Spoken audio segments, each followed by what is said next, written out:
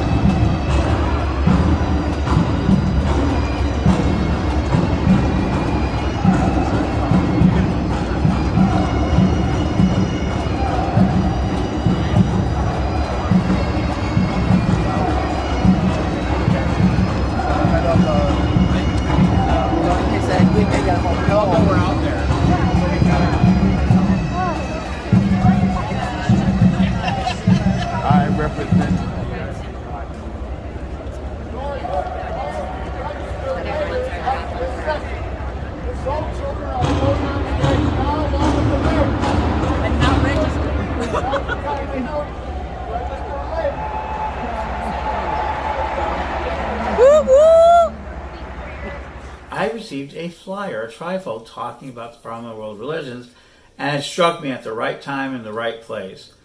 I wrote to them, I gave them a small donation, and they asked, for help, and I said, okay, I can help.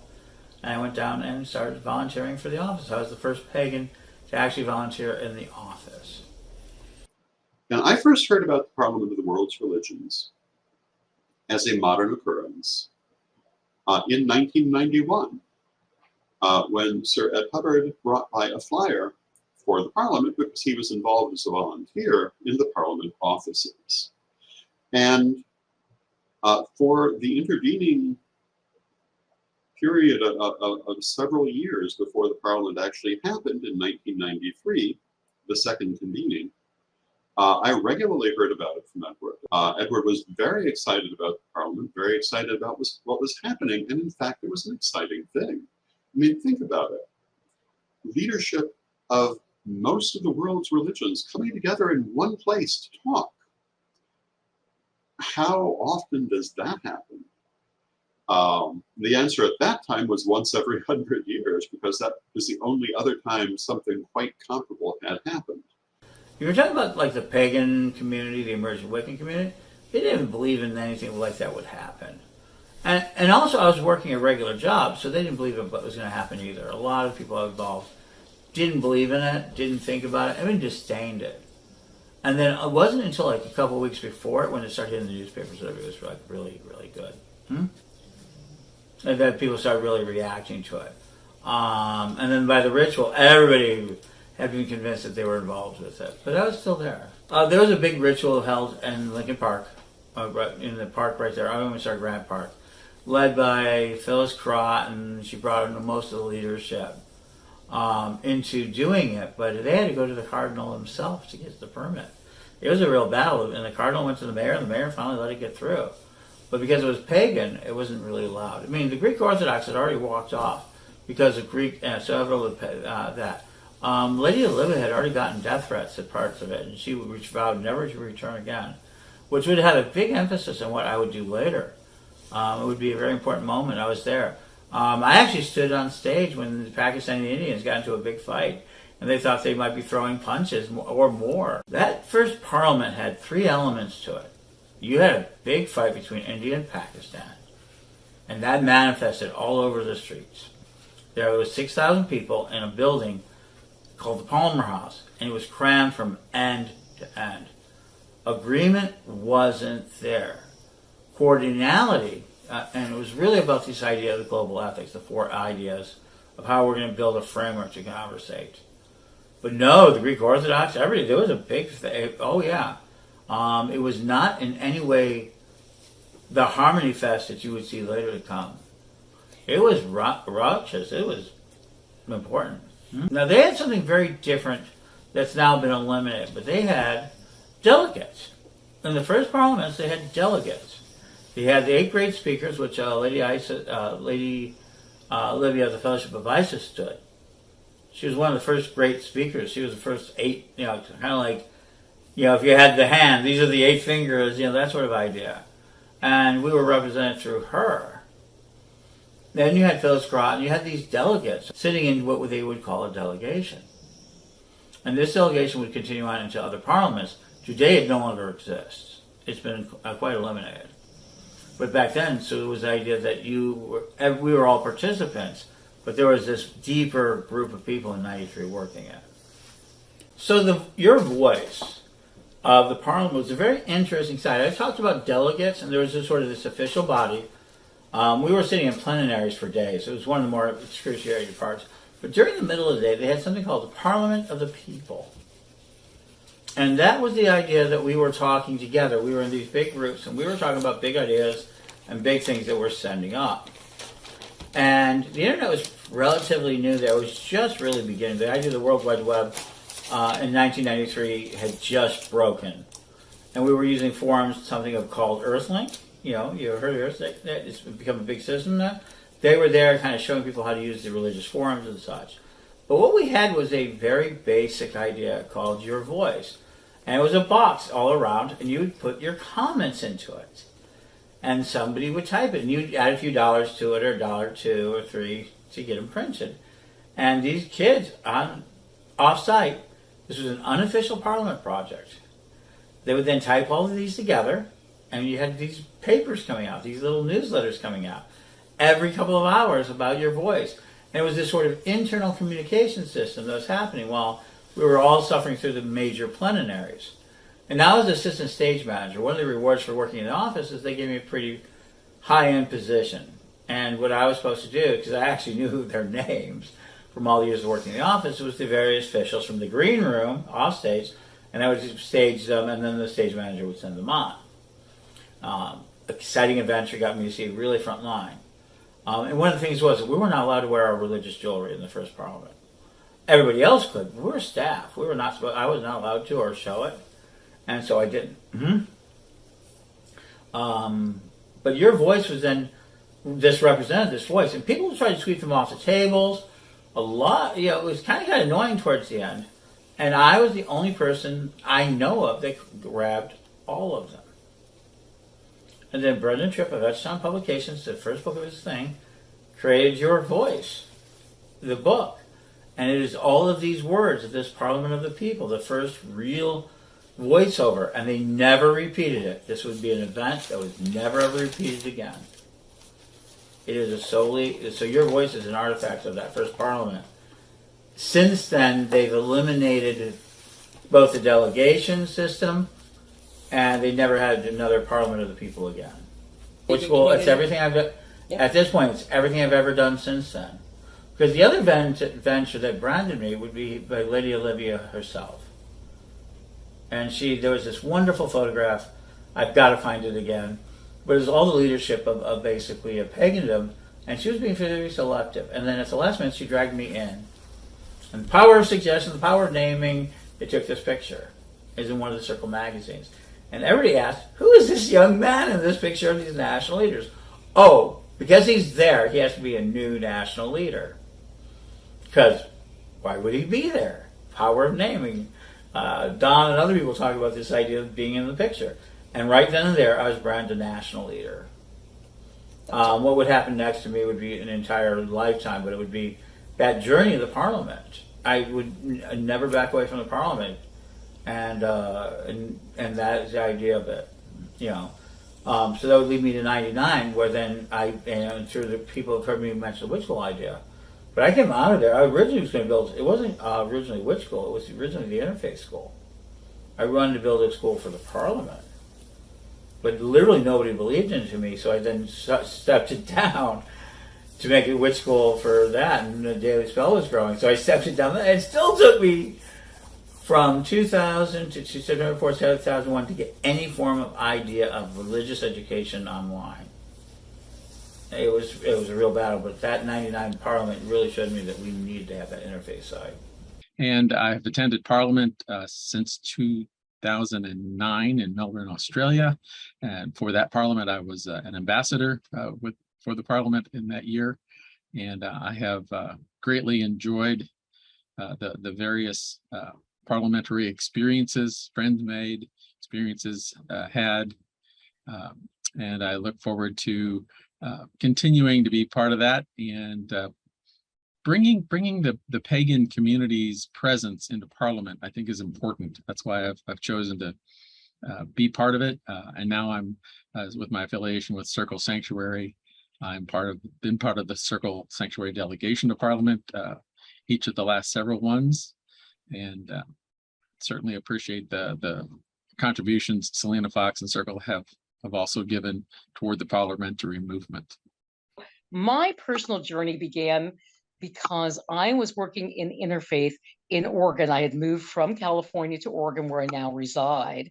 And there was somebody who was involved quite a lot with the Parliament of World Religions, that I was one of my interfaith people. And they encouraged me to go.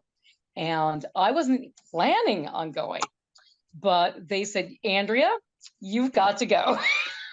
And they were kind enough at the time, this was in Utah, to actually get me a ticket from somebody who had signed up early, but could no longer be there. So that worked out wonderfully. And once I went, I was absolutely hooked. And I and my husband had a conversation, and we decided that given my interest and how important the Parliament was, that whenever I was going to be traveling, if it was for vacation, we would, and if the Parliament was going on, I was going to be there. So that's pretty much my beginning story there. Parliament came across my radar along with all of the other religious things that would flow through my social media in 2017. So I signed up then, and what I decided was what I had done in business is I build networks. I build technical networks, but also build networks of people. So I went through my LinkedIn, I went through all of my other magical, occult, esoteric contacts and started reaching out to people. And your name came up. And that's how we met. We started chatting online probably around late 2017, 2018. And I met probably 20 or 30 people and started chatting with them very heavily. So by the time, my goal was by the time that I got to Parliament, we'd have some pre-made conversations and things that we wanted to discuss, like the Pagan Credit Union project and some of the other things that we're trying to do in the larger world, especially around outreach. Oh man, Parliament it's really powerful because there's all these other religions there, and you get to experience all of these different belief systems. It's not just pagans and Christianity and a couple of Jewish people. There's all these other religions, and they're all there sharing and giving of themselves, and you get to go to Langar, which is a beautiful ritual. There's all of these very sacred ways of sharing religion without anybody being judgy. It's very open, very loving. I really like it. The first time I went, it was the women's, the focus was on women, spirituality of women. The second time I went, it was on indigenous people. And there was a Hopi elder there. It was really cool. Oh, it was super cool. And then this year it's about the rainbow, right? No, it's defending freedom and human rights. Okay. So in my mind, it's associated with the rainbow. Sure, easy. Yeah, defending human rights, because we're at such a crisis with human rights. We've got human rights issues all over the place, and all of the different religious leaders getting together and getting a cohesive focus on how we're going to move forward with dealing with that issue and shaping society. I think it's super important. Plus, I get to see other pagans there that I wouldn't normally see. There's a large Corellian contingent. We bring a large ATC contingent. We get to be together and share in being pagan together. And we love our Corellian people. So, yeah, I have a great time. And I think that everybody that could go to Parliament should, just because of the experience. It's hard to describe the energy of Parliament unless you're there, but it's such a diverse gathering of people who are gathered for the same purpose of learning and love and togetherness, and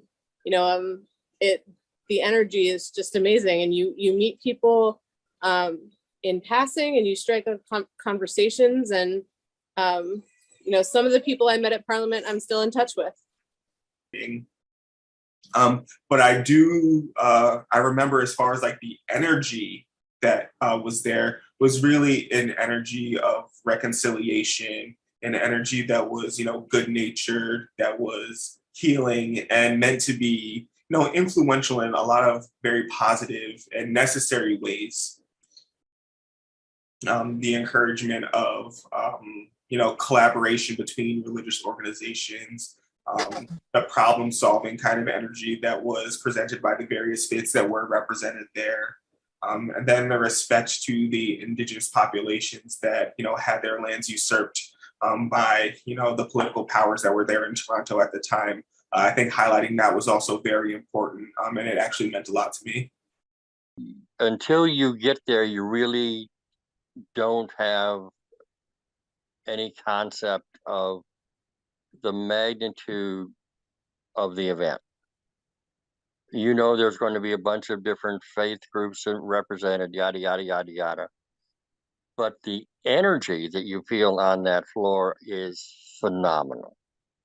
It is positive, it is welcoming, it is warm, it's vibratory, is exceptional.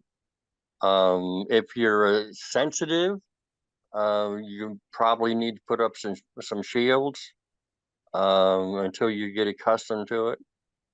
But it is a very, very welcoming experience that you probably have not had before. My very first Parliament was at Salt Lake City. What was that, 2015? 15. Yeah. I went because, I found out about it. I'm not really sure if it was through you guys or through Covenant of the Goddess, but I was the incoming national first officer, which basically the president of the organization, and I was sent on behalf of the organization to represent us, and it was amazing. It was really kind of life-altering experience. You've got not just thousands of people at it, you've got people from every walk of life around the world, different faiths, and they're sharing, they're listening. I expected something just very boring. To be honest with you, boring.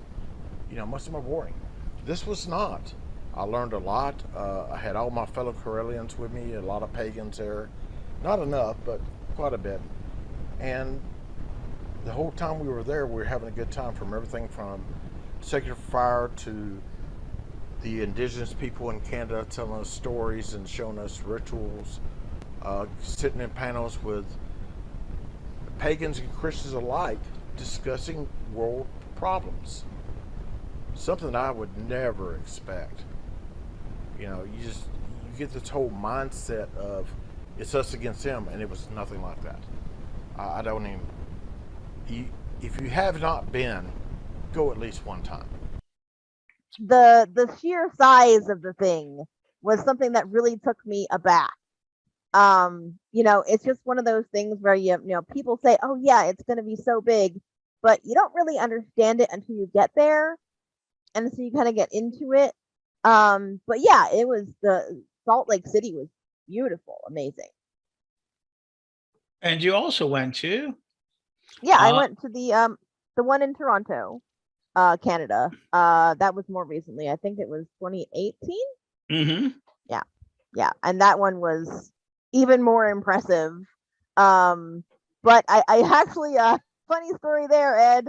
As you very well know, that's where I met up with Patrick McCullum, and I got the distinguished honor of being his personal assistant for 3 whole days. And oh my God, was that a trip. We started really early in the morning and we stopped late at night. And today he asked me like a year later if I would be his personal assistant like forever. And I'm like, well, of course. Yes. His Excellency Reverend Sir Patrick McCullum is a priest and a world-renowned peacemaker. He is the constructor, the creator of the World Peace Violin, and he has really taken on the mantle of making peace in the world every single day that he lives. He's been doing this for like 40 or 50 years now. He is in his 70s. So, you know, he flies all over the world. He talks on the phone 24/7, 365, trying to just make the world a better place in the only way that he knows how. And that is by helping people to reconcile their differences and helping to move big projects forward. He's been a part of several large projects in his career, such as the chaplaincy in prisons for pagans. He was the orchestrator of that, and he helped to write that and get it passed into law. And you know, prison ministry has been a huge part of what he does in the past, and now he is absolutely world renowned. I mean, Parliament in general is just like so full of, I like to say it's like full of moments, because there's the workshops that you go to where you learn, and then there's like these moments in between, but you could turn a corner and like find something completely unexpected.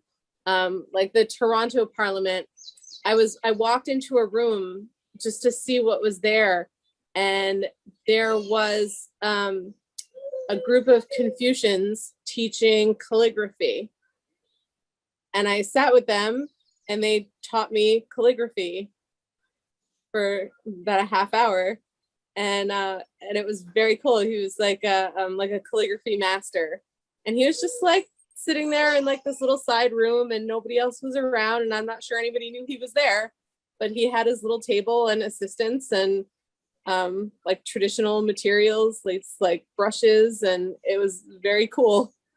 And you know, of course, in Utah, what's memorable was the Native Americans had a fire pit outside, where were teaching people how to leave offerings, how to honor the 4 quarters of the fire, and holding sunset and sunrise rituals. So that was fantastic. That was I remember that. There was a chant that they did. I don't remember the words, but it was about water and mothers, and it was just like it hit you right here. And I think there's video of it that Lady Elizabeth took, actually, that's still floating around. But it was Parliament will like always surprise you. Always. So that I think it's important for the Aquarian Tabernacle Church to go to Parliament is because we are an international church.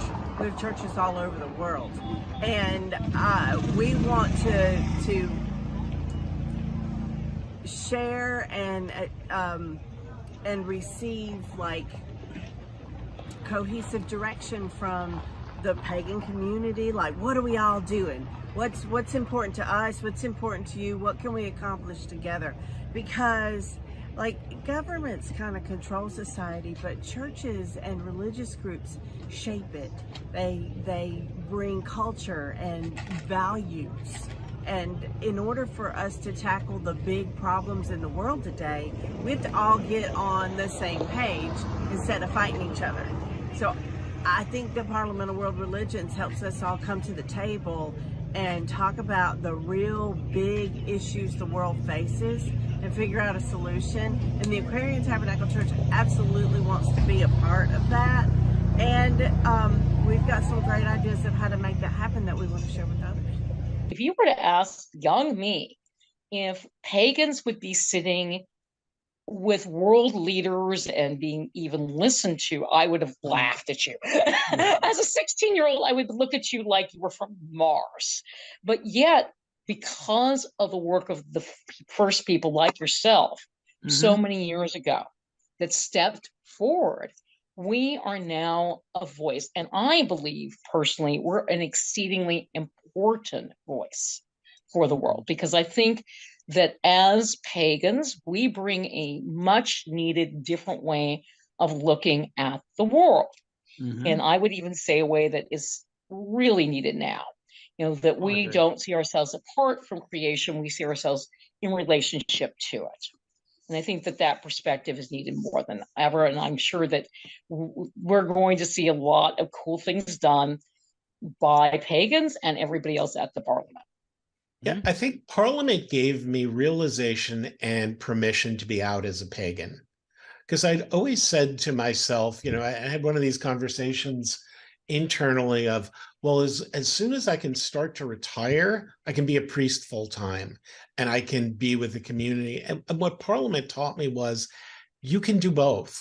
And just like people have done for centuries, it gave me permission to talk to people of our faith, talk to people of other faiths, and really do that level of outreach. And thank you for the compliments, because that's what builds the network. So I was working in the, as venture capitalist in the blockchain and cryptocurrency space. I got 2 bills passed here in Washington State, along with others. And that gave me permission, I think, in the community and myself to be unafraid to have those conversations with business people, with legislators, and be very open about being pagan. And it's when I started to do my So You're Coming Out as a Pagan class. And and once that started, I found people were more accepting, probably because I was accepting of myself in that role in the community. And just the whole spirit of people coming together from across the entire globe to talk together, to listen to each other, to begin some steps of mutual understanding. I think one of the earlier luminaries of the Parliament itself basically has said that there will not be peace among peoples until there's peace among religions, and peace among religions starts with communication and dialogue and connection among people with different religious faiths. Defending freedom and human rights is an ongoing kind of thing that needs to happen, unfortunately.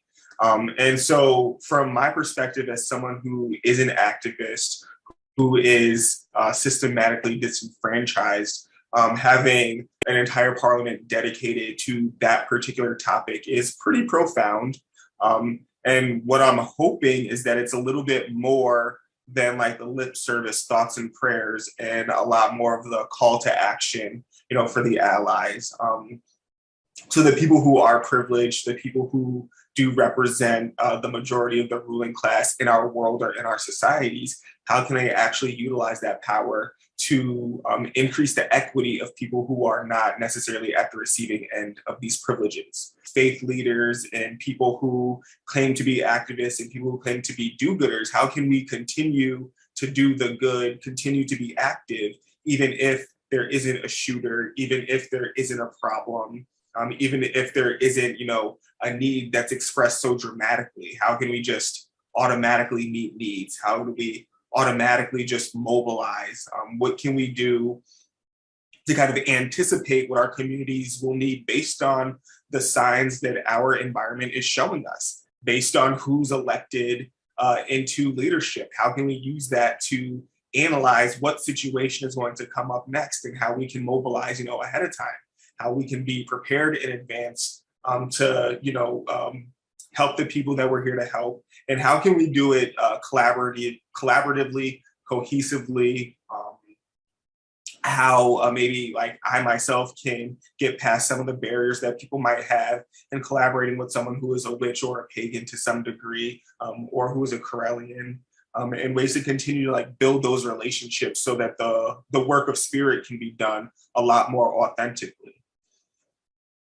I genuinely wasn't certain what to expect, and I knew that it would be an interfaith sort of event, but most of the interfaith events I've been to, most of them, but not all, that are local have been less than welcoming to pagans.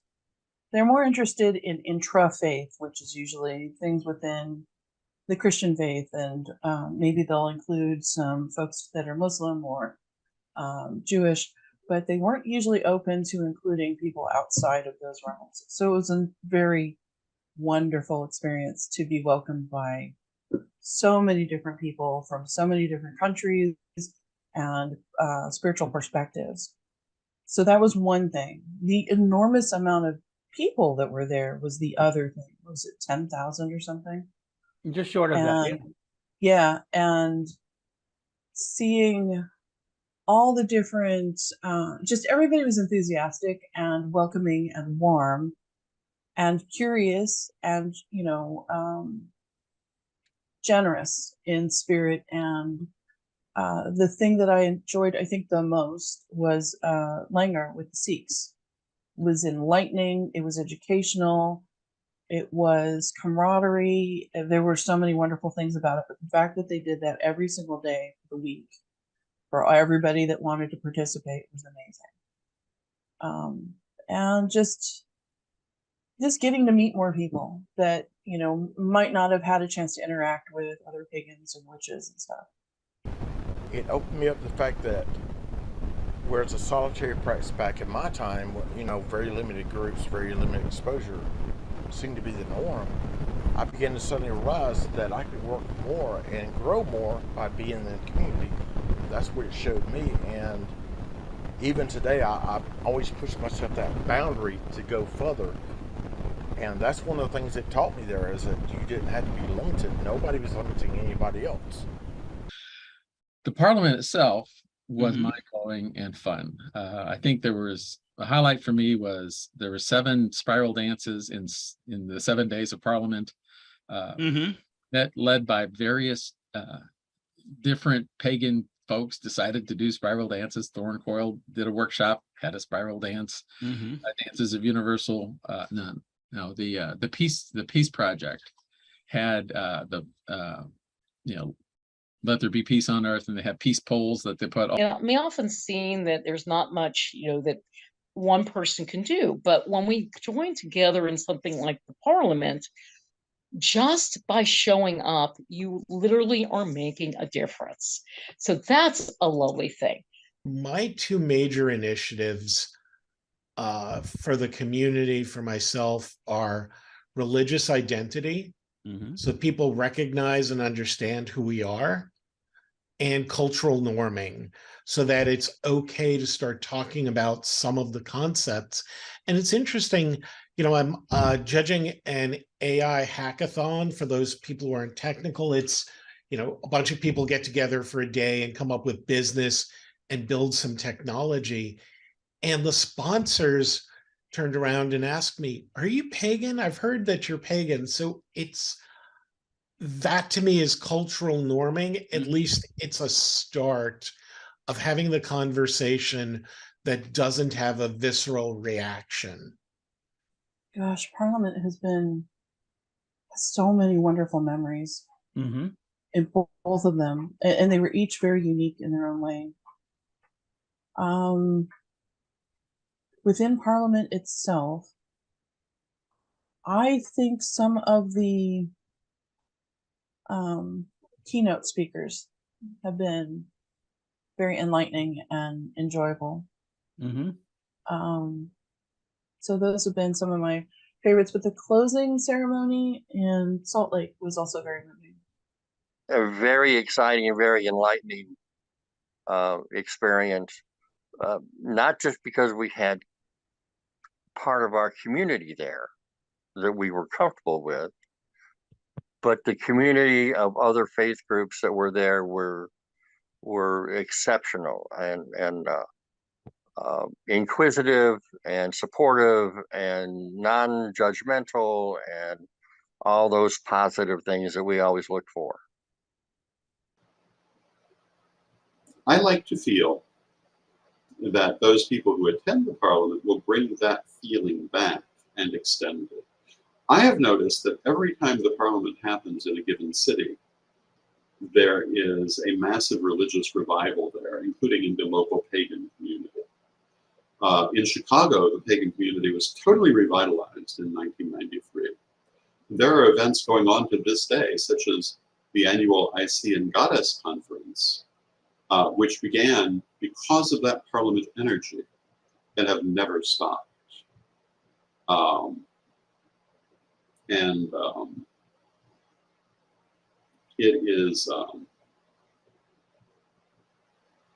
It is an energy to bring forward with you after the Parliament.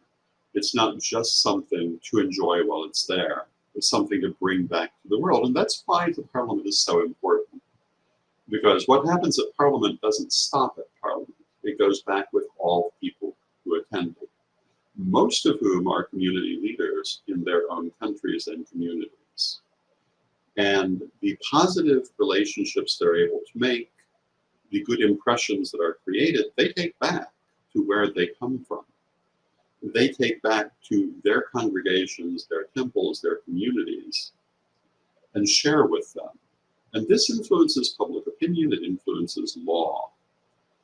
And we all know that there are negative groups lobbying in many countries around the world for repressive religious laws. But at the Parliament, positive connections are made that can counter these. When people go home from Parliament, they take that positive message that when someone tries to say, oh, you should hate this group or you should hate that group, they can say, but I met these people at Parliament. They're not like that at all. I saw their presentation. This is not at all who they were. This is, I think, the real strength of Parliament and the real power of Parliament. And then when you come down to this one, lots of reasons to go. It's transformational. It changed not just me, but it changed my tradition. It changed everything I've ever been. I mean, for me, there is no question. This is a long past 30th anniversary. And the answer that it comes to is when I go down there, right, do we have a right to stand there? And the answer is, we bought our tickets. What are you going to say now? We're going to stand there in that diversity. And when that goes to that executive, ask us what our rights are. It all started right there.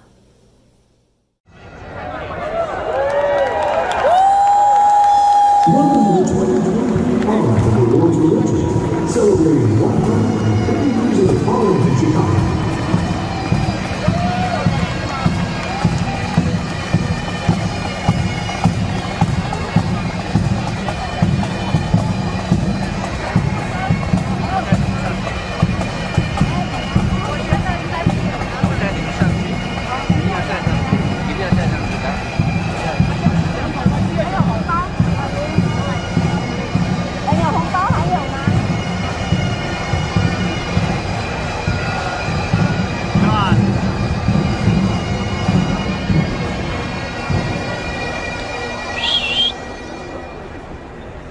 Please welcome Potawatomi representatives and elders.